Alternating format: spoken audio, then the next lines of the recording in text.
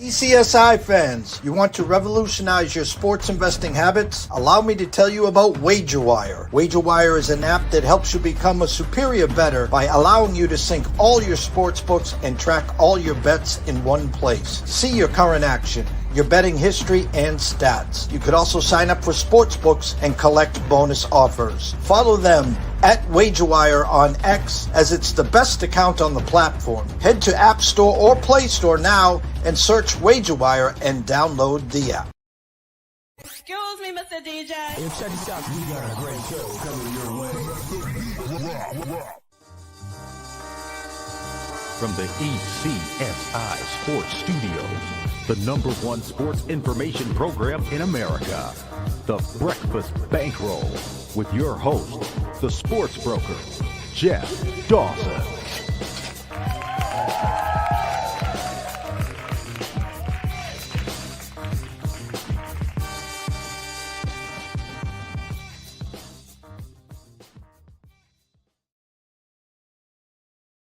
Good morning, sports fans from all around the globe. I am the host, Jeff Dawson, East Coast Sports Investors, and welcome to the Breakfast Bankroll Thursday edition, February 19th. A nice, balmy 38 degrees live at Cape Cod. Good friend and colleague, Mr. Matthew George, live from New York City in his Thursday morning spot here. We're going to do some NBA second half talk, recap of the All-Star weekend, what Matthew sees moving forward, talk about some injuries, of course.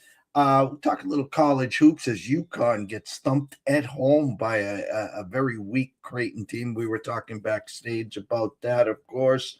Going to bring up a ticket thanks to WagerWire, right near and dear to his heart. We're going to talk a little about that. And, of course, we'll get his Yankees report as well. But first and foremost, a shout out to our proud sponsors and partnerships. It is WagerWire. Head on over to Google Play, download the app. It is free. Travis, Zach, Guy, myself, Amber Hawley, Matthew, Carol Bucks, Jacob. The list is endless. Just come on down, download the app, check out the marketplace, check out some tickets up for sale. If you have one for sale, ship it on over, make some money. Guarantee yourself some profit and have some fun. So without further ado, let's bring him in. Mr. Matthew George. What's up, Matthew? Good morning, Jeff. How are we doing? We're doing well. The sun's out, another storm potentially coming to you and me on, I don't know, Sunday or Monday. Hopefully it just veers to the right and we can get closer to some spring. How's that sound? Agreed. We're trying to get out of this cold weather. I'm trying to get ready for the spring and actually get some fresh air and play some basketball. We're still looking at 3, 4, 5 foot banks here from a storm almost 3 weeks ago. That's how cold it's been. But last weekend, NBA All-Star Weekend. Now, listen, I grew up. I'm an 80s guy. Of course, Larry Bird, Magic Johnson, Michael Jordan. When the All-Star Weekend was must-watch, the dunk contest with Michael, the three-point contest with Larry, and then they passed the torch. They had some fun with it. It was must-watch TV. I was in college, and we all went upstairs in front of one big TV, Dominique Wilkins, Spud Webb, and now today, it's not must-watch TV. It's changed the station TV. Yeah, and it does suck to see how the way it's transition. I mean, they also wanted to protect the league is also trying to protect the players as well, where the fact of they don't want to get injured during a competition. But I mean, have you seen that before? I don't think anybody's really got injured aside from one player, aside from Jace Richardson yesterday, who just bonked his head on during the dunk contest. But other than that, I mean, you got to have the star players in there. That's the biggest takeaway, because if you want to see guys succeed and also be entertaining, there's some fine line between that. So we already see that Steph Curry already made the announcement that he's going to come back next year. So at least it's something to look forward to next year. Fans are going to be flying through the arena to actually just see Steph. Oh, well, we'll have to sit and wait a year. Second half, the headliner NBA second half are the Knicks, the Beast of the East. We talked about it last week. Give me your thoughts in the East. I guess Jason Tatum now a documentary. I mean, and now it's like staged. When he's going to come back at home, is he coming back? And the locals are just chastising him. I mean, just stop with it. We don't need Hollywood here. You're coming back. If so, I don't care if it's at home. You got to play on the. I mean, I guess we're just in the NBA equals entertainment world.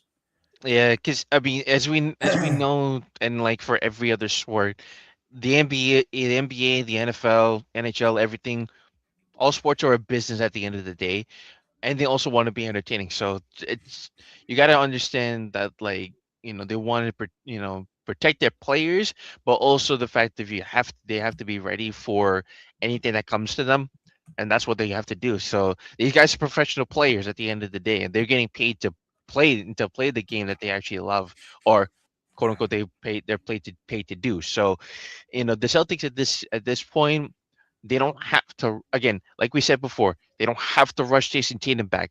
At the end of the day, this team was doing very, very well, especially Jalen Brown looking like an MVP type of player. But the way that this team is meshing together and the way that the Celtics are like having this kind of a run, expect them to do the same thing going into the second half of the season. Now, there has been I think that Joe Mazzulla has to make some kind of adjustment because I don't know if they're gonna do. In my opinion, I don't think they're gonna continue this kind of run towards the second half. But there is some factors because the Pistons, the Celtic, including themselves, the Celtics, the Knicks, those three top teams can really make themselves known in the Eastern Conference.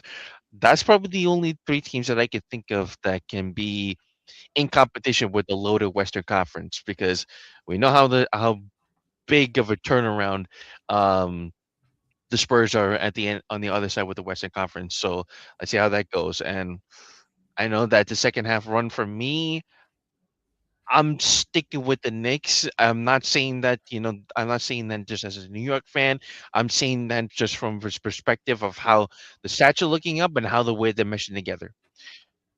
The New York Knicks, in my opinion, the New York Knicks are top three in 3-point percentage. They're top four in the least amount of turnovers, and also in positive point differential, they are top four. Those three right there are going to be the biggest thing, especially towards the end of the season, are going to be the reasons why they can be in contention in the Eastern Conference. As long as they don't turn over the ball, as long as everybody stays healthy, and their shooting percentages continue the way they are, the Knicks are going to be one of the teams to beat in the Eastern Conference. Not saying that the Pistons are still in the way, but those top three teams are the Pistons, Knicks, and the Celtics are the biggest ones in the East. We'll talk about the West in a bit. Yeah, and I agree. And Knicks were knocking on the door last year. If it wasn't for the Halliburton's run, the Knicks would have been the team there. I think it's their time to shine. If I'm not saying the window's closing, but I'm a firm believer. I saw it in the '80s. I saw it in the '90s. It took layers. It took it took the Pistons a couple years to finally beat the Bulls, and I mean the Celtics, and then it took a year for the Bulls. And it's just that pecking order. And you were right there last year. I think it's time. I think you will be the ones when the dust settles in the East. I think the Pistons are that 1 year away. And then, of course, a full, healthy Boston Celtics will be added to that mix for next year. In the West, listen, I think the future is Dallas with Cooper Flag. We were talking backstage, only 19. I would move Kyrie, as came out earlier this week. He is not coming back. I'd get out of that contract, get a couple expiring contracts. Hopefully the lottery balls are good to you. There's three impact players coming out immediately in the draft. We talked about the kid Peterson from Kansas, the gentleman from Brockton at BYU, and why am I drawing a blank on the third one? Cameron Boozer.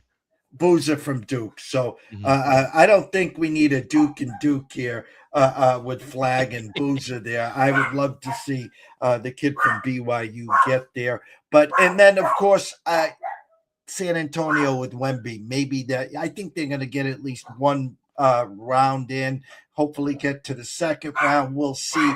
I think the West's future is as bright as it can be. You still got OKC.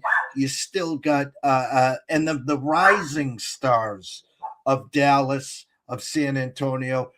Just from a second half perspective, what do you see in the West? Yeah, I agree with the same thing in the Dallas perspective of, Cooper Flag is super young. The guy can do basically anything on the floor that he wants to. He can rebound the ball. He can get double doubles. He can score the ball at will. His shooting percentages need to be a little bit better, but again, it's his rookie year. What do you expect?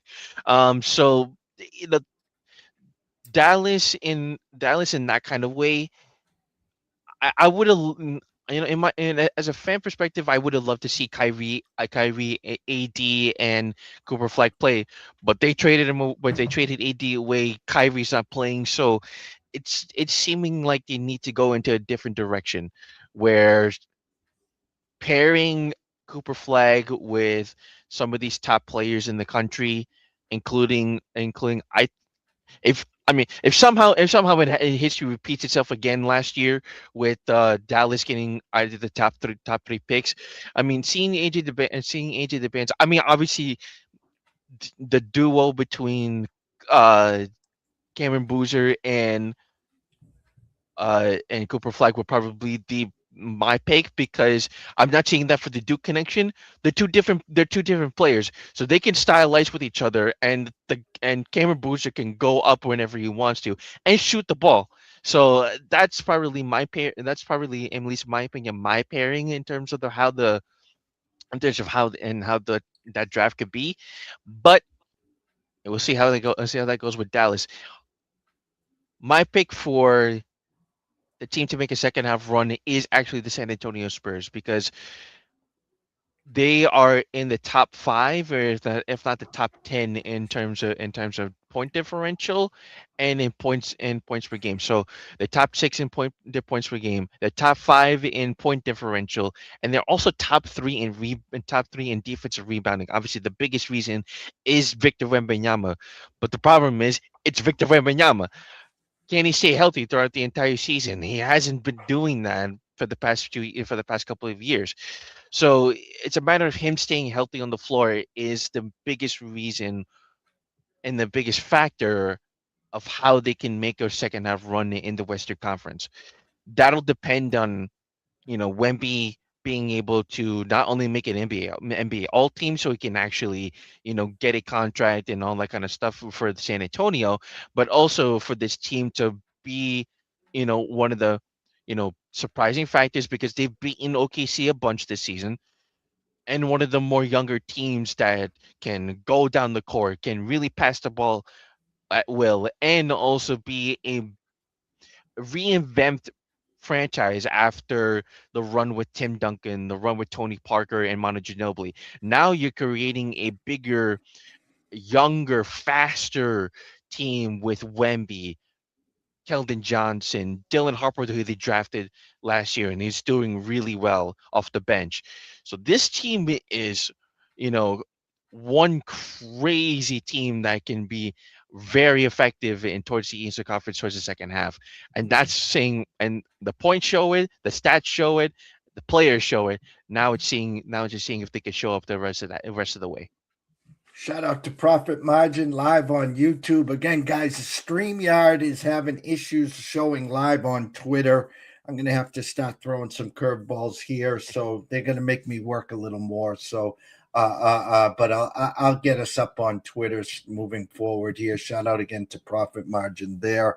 You talked injuries. Talk about some of the injuries. We talked about Kyrie shutting it down, but some of the injuries moving forward to these teams that could affect them for the second half.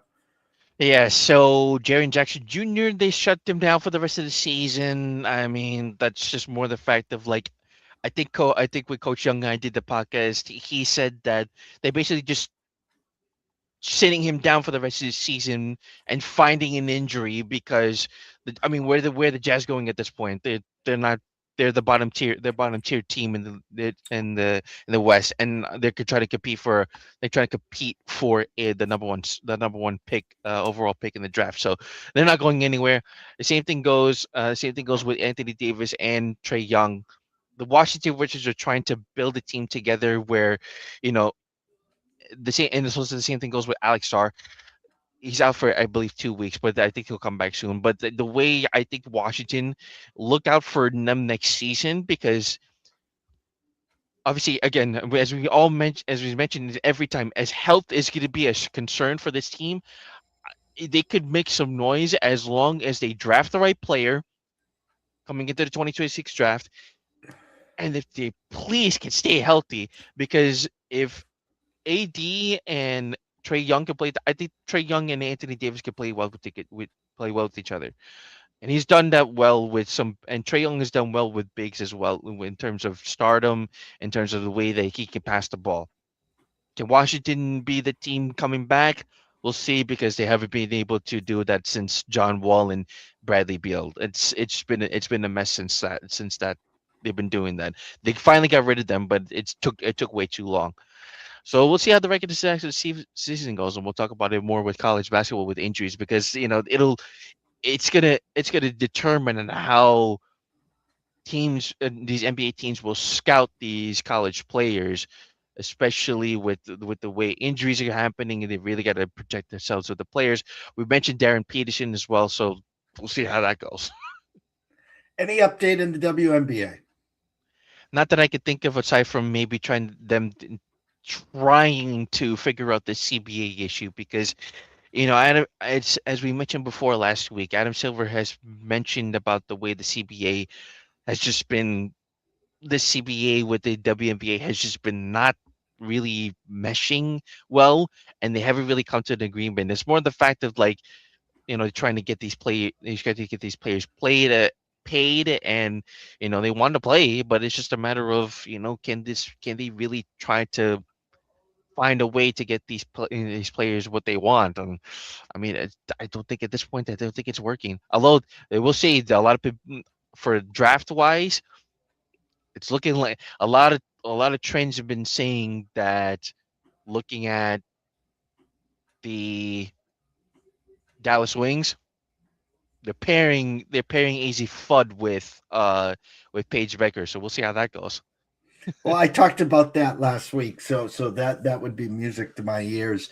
Going to transition over to college hoops. UConn takes it in the Jimmies last night at home to Creighton. I talked backstage. 45-45 at half.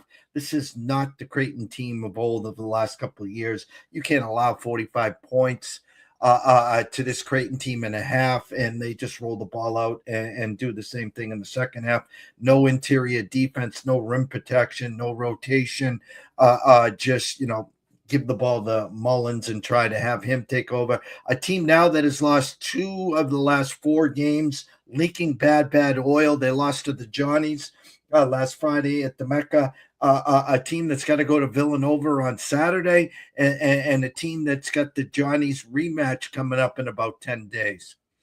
Yeah, this is not looking good so far for UConn, but I mean, I think this is gonna be if you're gonna slide, you're gonna slide now. But at the end of the day, this is the time for Dan Hurley to I wouldn't say criticize his team, but more the fact of just like, okay, address these issues, address the way that this team is trying to pull it together, and at the end of the day, find a way to score the ball better. They were struggling from the field throughout the entire game. Not to mention they were what 30. What am I looking at? 31 for 37 from the field. That's 44% from the field. That's not particularly great if you're a UConn team that's trying to compete for a national title come playoff time. I mean, they were shooting the ball well from three pretty consistently, but if you're giving up 10 threes to Creighton because Creighton is known for their shooting. I mean, you got to figure out some kind of a defensive adjustment, and they couldn't figure it out the second half. So, at the end of the day, UConn is still up there. UConn will still probably be one of the better teams in the country, but now it's just a matter of can this team compete against Arizona, Michigan, Iowa State? Because it doesn't seem like it. Their shooting struggles need to be addressed if they want to make some type of a run going forward. Wagerwire.com/marketplace. Go download the app as we talked about and head on over to the marketplace. A lot of tickets for sale, a lot of opportunities to take a fun ride. And a shout out to Matt Chappell for sending us this one here. This ticket right here, a $500 investment they purchased for your St. John Johnny's Rick Pitino to cut down the nets in April. Initially at plus 12,500. The current odds are now 50-1. The bet value right now is at 1235. Johnny's currently on a 12-game winning streak. They were one of two teams to beat UConn. Arizona's the other until last night in Creighton. Will be at home, of course, for the Big East tournament at Madison Square Garden. Ticket now, it stands at 50-1, increase of value 2.5-1. Listen, guys, I was born at night, not last night. I have an eye for talent. What I witnessed the other day with Dusty May and the Michigan Wolverines going into Purdue and putting a beat down like they did. This is a Wolverine team that earlier in December, I think it was, won 4 straight games in a tournament by 30 points or more. They kind of lulled a little, and their lull's different than everyone else. Okay. Mm-hmm. This team, listen, I grew up with Michigan in the Fab Five. This team is stacked. They're cooking with Crisco. And we know this, Matthew. Once the tournament comes, there's going to be some upsets. There's going to be a close game for every team most of the time. But if I had to pick one team right now, Final Four and playing in the championship, it would be Michigan. But you being a Johnny's guy, a $500 investment at plus 12,500. Now they're plus 5,000. Pretty nice ticket you're staring at here. It's a nice ticket, but the thing is that is it really worth the risk for St. John's? Because you gotta look at St. John's from perspective of quad wins. And the way that the team has been playing, I'm looking at it here as well, with you here. So in terms of quad 1 wins, they're 2-4 in the last 6 games.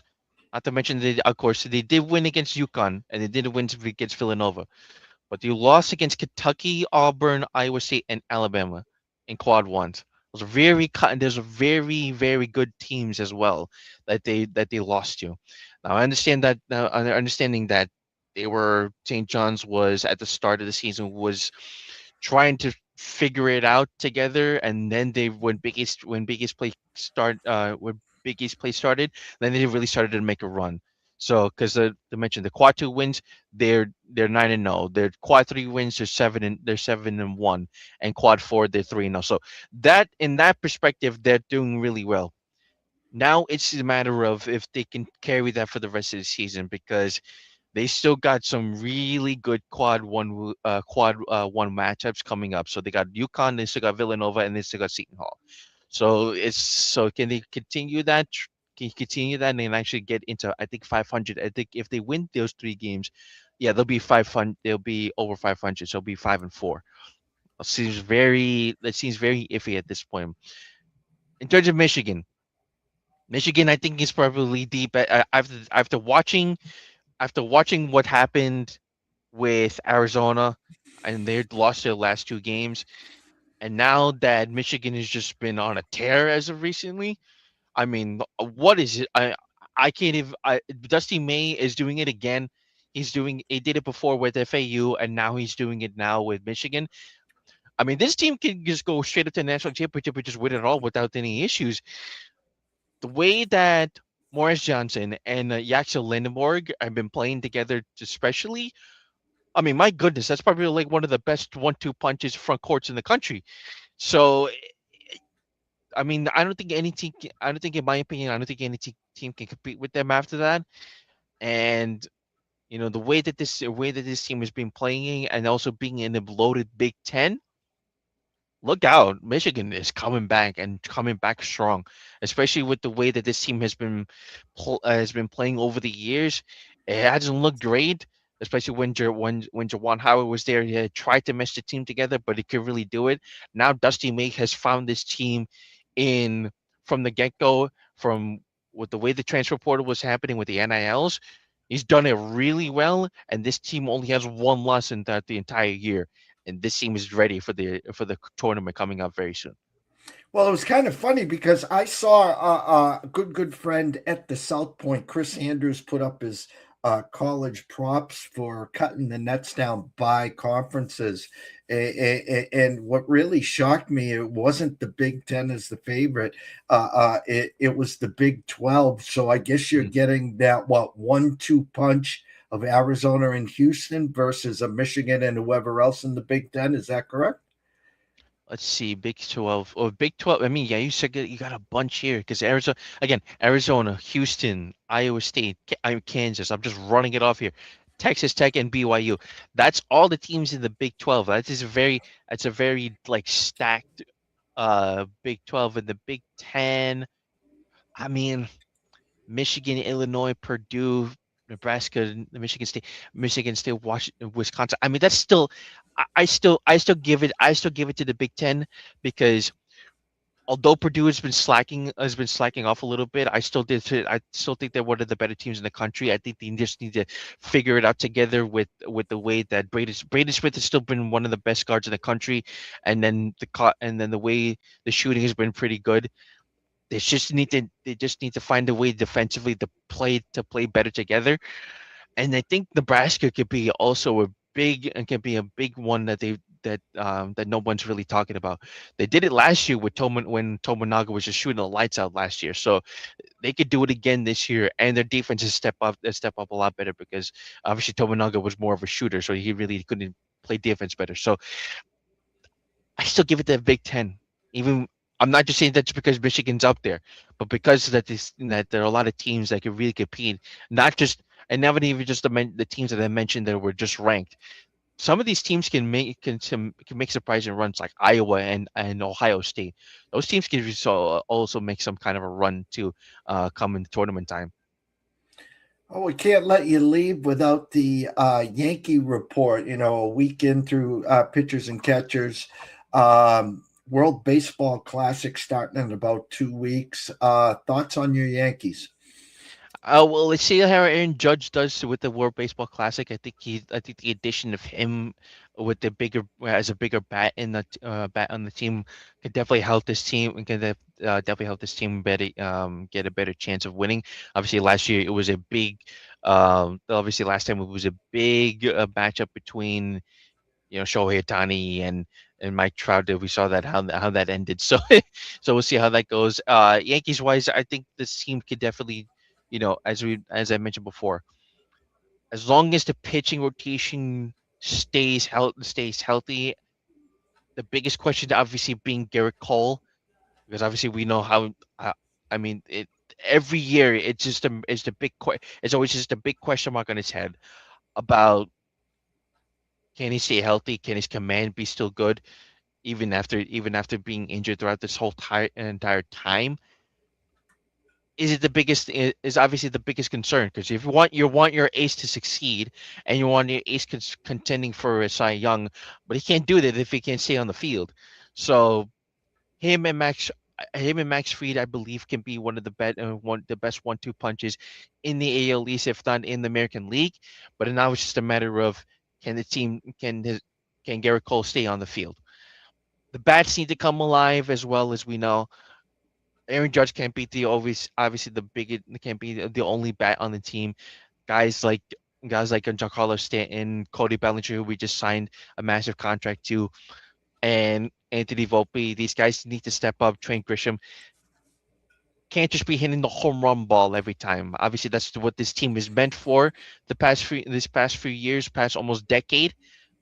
But there's going to be some fine line of like, are you really a team that can win, or just trying to hit the home run ball and just be somewhat of a mid-tier playoff team that can make the playoffs but not go anywhere else. They've done it. They've done it once. They've done it once with some star players, which with Juan Soto.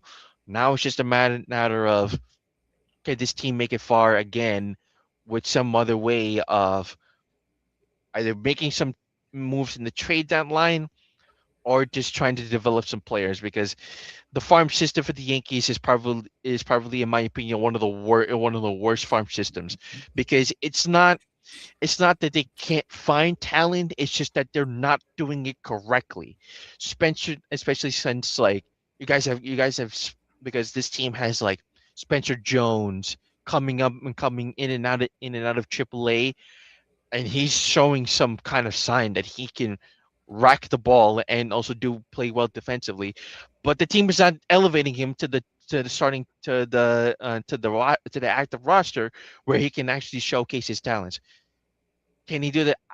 Uh, Here's hoping that that he actually does some aspects in spring training. At the end of the day, he needs to show something where he can be shown in the active roster. I also saw that they were not putting Jason Dominguez in the active roster either. So what is going on here? I don't know. But at the end of the day, we need to see how the team can go, because age is coming to Aaron Judge. He can't stay on the field for too long, much longer now. The captain can only go for so long, and you know they're gonna have to find someone else in the next like 5 to 6 years. Finding another, I mean, you can't find another Aaron Judge at this point. So the time is taking for this team to try to compete for a World Series. Yankee fans are waiting to hear for the past 2 decades since 2009, and it hasn't come since. It came very close, but not close enough to where they can actually hold the trophy. Well, the AL East stacked the defending champs, the Toronto Blue Jays, Mhm. dealing with some injuries, but they spent a lot of money. Your New York Yankees, my Boston Red Sox, and another team that will have to be reckoned with, and that will be the Baltimore Orioles this year. But we'll have all year to talk about opening day, first pitch, all-star break, and we'll go through the whole season every Thursday here, 10 a.m.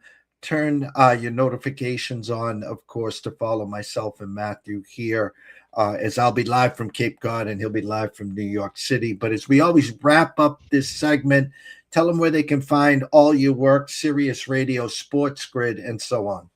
Yes, if you can find me on X at MG_28 Swartz. We can recap it. If you missed anything today, I'll be reposting it as well with whatever Jeff and I had discussed throughout the entire week. And yeah, it's been a fun ride so far. Where we're doing when I mean the NBA season has been very interesting to say the least. Tournament time is coming for the NCAA, for basketball for men's and women's. And if you can find Coach James Young at Coach NJ, um, and he does a podcast twice a week, one with pro basketball, one with college basketball. We record Monday and Wednesday, so they are up the next day. And we do everything in terms of updates, like how Jeff and I did today with the All-Star break, with the rest of the season, and some of the major news and injury updates for both the NBA and college basketball. So be sure to tune in each week for both episodes, and tune in wherever you find your podcast as well, because that's where he will be posting it, and also on YouTube as well. So yeah, it's been a fun ride, and we'll see how the rest of the season goes for both college and professional. 1 o'clock, the NCAA Insiders are back for week number 2. Matt Grissom, Quentin Mills will be here to break down week number 2 in college baseball. So from myself, Jeff Dawson, DC Sports Invest, the one and only Mr. Matthew George, and shout out to Profit Margin and everyone else watching the show. We thank you and stay tuned.